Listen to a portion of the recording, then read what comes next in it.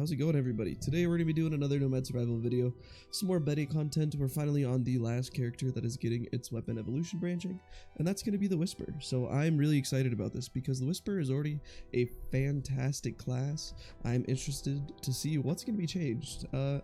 So first off, SP cost went down 200, it's down 700 down. The base weapon skill is now called Possession. Stop moving and take control of a spirit. Boss enemies target the spirit, but normal enemies continue to target your body. While active, you are immune to all projectiles. SP does not regenerate while the spirit is active. Recover 5 HP each time an enemy takes damage from a spirit. Movement speed is doubled when near or inside impassable terrain. Oh, interesting. Amount does not create more spirits. Okay, and then the weapon evolves at level 30 and level 60. So, interested to see what this is going to look like. We'll just go, 2 times XP. Crossroads, all that good stuff. So it looks the same, except for it's kind of ginormous. That is one interesting thing. And instead of picking up the experience, it looks like it just holds it under it. So a change there. Normally when the spirit would go over experience, it would bring it back, like immediately pick it up. But now it's just stuck on there, kind of similar to what happened with the gold and like hearts and stuff, items you would pick up. So interesting change. Gonna go ahead and skip to level 30 and we'll see what those first evolution paths are. Alright guys, about to hit level 30 here and we'll get to see what the changes are. We got Conjuration and Planeshift. So Conjuration brings it back up to 900. SP continues to regenerate while a spirit is active, allowing the creation of additional spirits which share the same effect. They also inflict damage without penalty, and all enemies hit by spirits also recover 5 SP. So this is basically bringing us back to exactly what the class was before with the addition of the SP regen. So I think this is a really big buff because with the SP regen you're going to be able to summon even more spirits. That's going to be really helpful. A lot of my gemstone runs, the highest ones I get are definitely with the Whisper. And with this additional SP regen, you're going to be able to hit way more enemies. You're going to be able to level up faster. So this is a really good change. Planeshift, the SP is down to 400. When the skill ends, teleport to last known location of spirit, but only if it's in an area where you can be. So you can't be in a wall and stuff like that. Whether you can teleport to the location or not, the spirit explodes on death, inflicting damage with 3 times base damage upon nearby enemies, and inflicting a forced knockback. The explosion also destroys enemy projectiles. That's pretty good. Since neither of these have any like additional like, oh, this stat does extra or whatever, I'll probably go with Planeshift so we can check it out. The spirit exploding is going to be nice, and the teleporting is going to be nice, but generally you want to keep the spirits next to your body so you can protect your body, so it's going to be an interesting change there. So let's take a look and see if it actually teleports me on this cast. It did, okay. So we'll just go super far to the left, and the cast time is so long.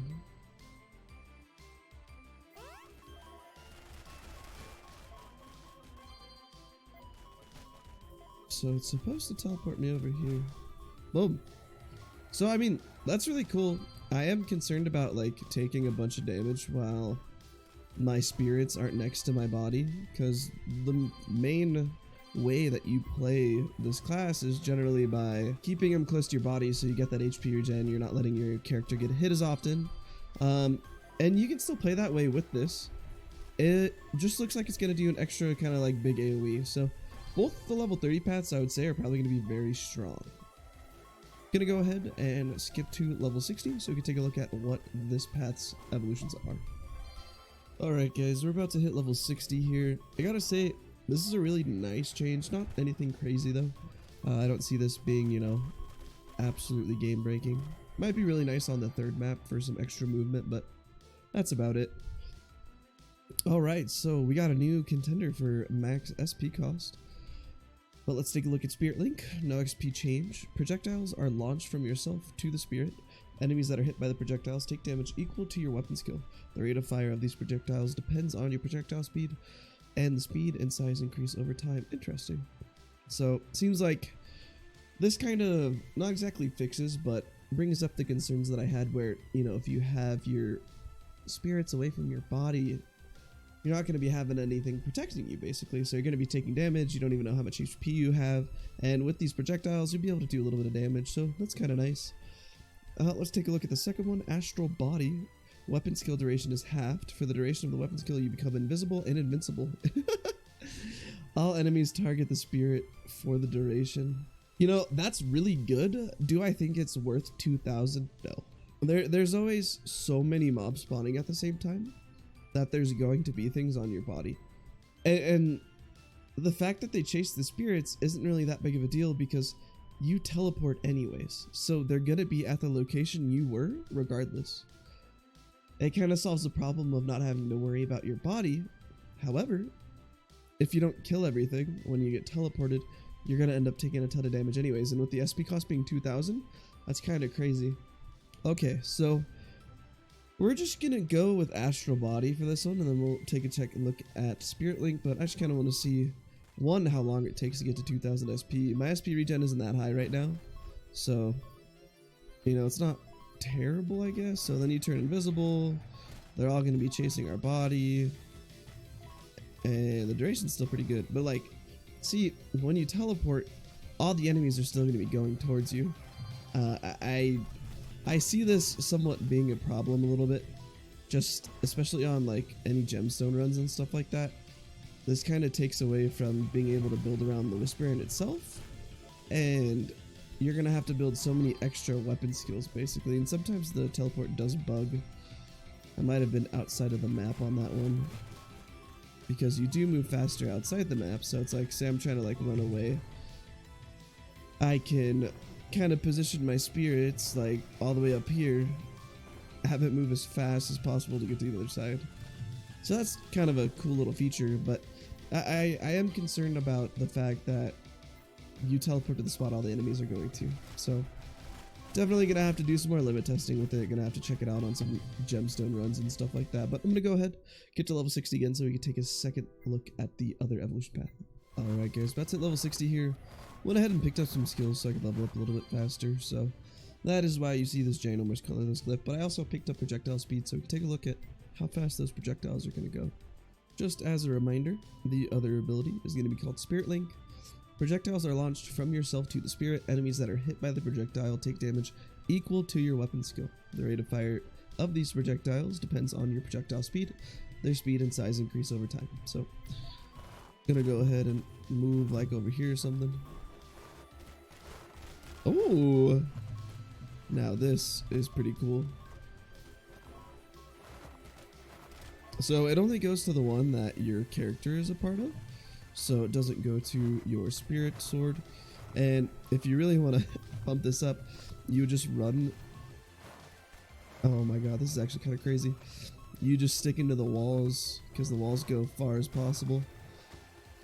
And you can make it the size of the whole thing almost. That's like the whole map. This is actually a little insane. The damage is really good too. I mean, it's proccing really often.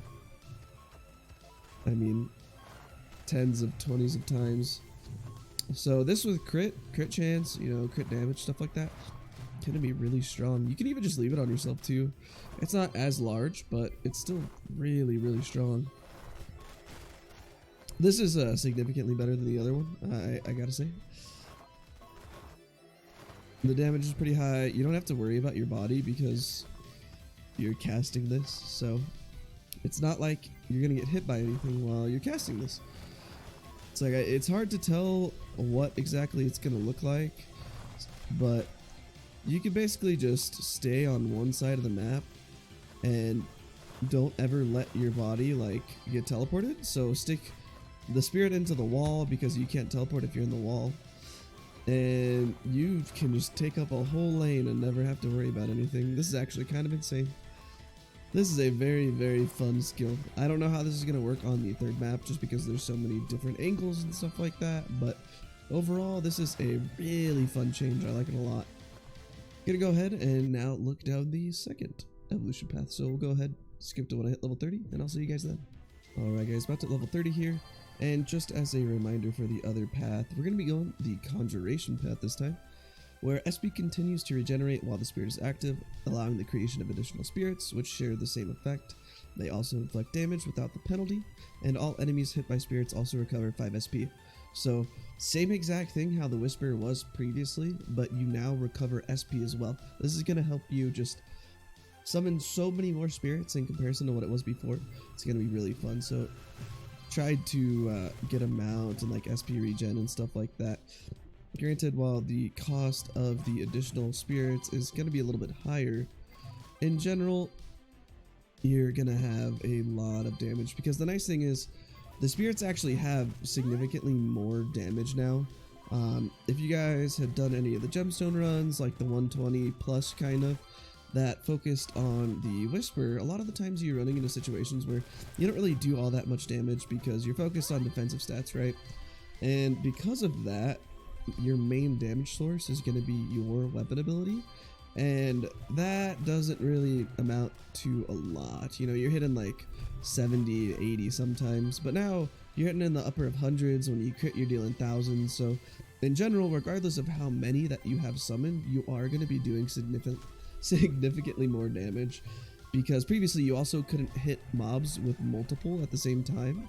At least it didn't seem like it. I never saw an increase in damage if I had multiple mobs standing on top of a boss versus if I had one or two. The other nice thing is these spirits are significantly larger than the other ones were, and so I can see this build path, as long as you can hit level 30, which shouldn't be an issue, being very good for gemstone runs. I can't wait for the major update number 5 to hit, which is going to be pretty soon here. But I'll go ahead, skip to level 60 so we can take a look at what these evolution paths are going to look like. About to level 60 here. Gotta say, this is definitely an improvement from how the Whisper was before. It does stink that you have to hit level 30 for it to work like this, but overall, really good changes. So we got two choices. The SP cost does not change, and the first one is going to be called Phantom Overlord. Each time a new spirit is created, all existing spirits unleash damaging blast of energy, inflicting damage upon all enemies with a +2 base damage bonus. That's really big. That's just a lot of damage, honestly. With the increased damage from the spirits, like I was talking about earlier, this is going to hit for a lot, and if you can really just get a lot of SP regen, going to be summoning a lot of spirits, so that's pretty awesome. Alright, now taking a look at Haunting Presence. While your weapon skill is active, a miniature spirit encircles you, with more depending on your amount divided by 2, damaging enemies equal to your weapon skill damage. Ooh. These spirits do not recover your HP on hit, but do recover your SP. Spectral swords do not do nothing for creating these spirits. So this is actually really nice. The thing that sucks is that this is on a level 60 evolution path, so the odds of this really impacting your build very low. By the time you hit level 60 in a normal game, I mean, it's not going to be 6 minutes and 30 seconds in. You're going to be significantly farther into the game, so your build's generally like figured out by the time you hit level 60. But this is really strong. I don't have a ton of amount, so I'm going to go ahead and go Phantom Overlord for this one. And we'll take a look at what those AoE blasts kind of look like. It looks very similar to what the first one was. So when we teleported, this is kind of the same AoE blast. It looks like it's the same size. Looks like it probably goes off a little bit more. I mean, I don't have SP regen anywhere close to being maxed, but it hits for a lot. And like I said, you can see the boss damage is significantly more than it was before. So overall, this is a really big buff. This is going to make gemstone runs significantly easier. So wondering if we're going to be able to hit those, you know, maxed out gemstone runs. I haven't gotten any higher than 133, and I'm excited to try it out with the new build path. So we'll go ahead, start over. I will go ahead and get a mount to as high as possible so we can take a look at what that other evolution path looks like. About to hit level 60 here. Things are looking up, I gotta say. Oh, that sucked. Didn't mean to pick that up, but it will. But the class in general, feeling really fantastic, so I've been having a lot of fun. I'm interested to see what this other evolution path is going to look like. I made sure that our amount is maxed out as much as possible so that we're able to have as many little dudes circling around us as possible. I'm interested to see what it's going to look like. I feel like we won't be able to get the same like feel of what the character's really going to look like unless we're playing on the Ruined Dungeon, just purely because mobs kind of swarm you a little bit more.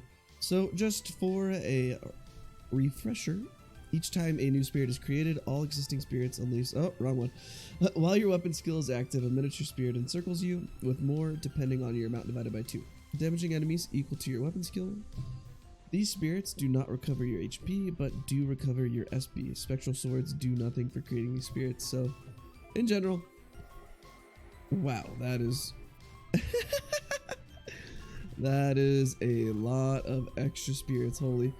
So I can see this working really well with things like colorless glyph and our death sting, the one shot with its like 15% chance once you get it maxed out, which is generally my like current best build for gemstone farms and stuff like that. I feel like it's the most consistent. You don't really have to worry about anything.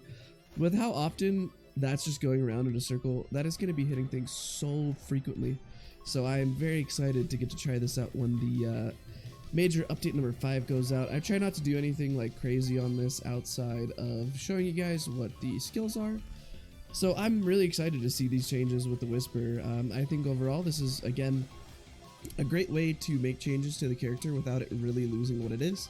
I think it's funny, I do think that the Knight and the Whisper had the best changes made to them.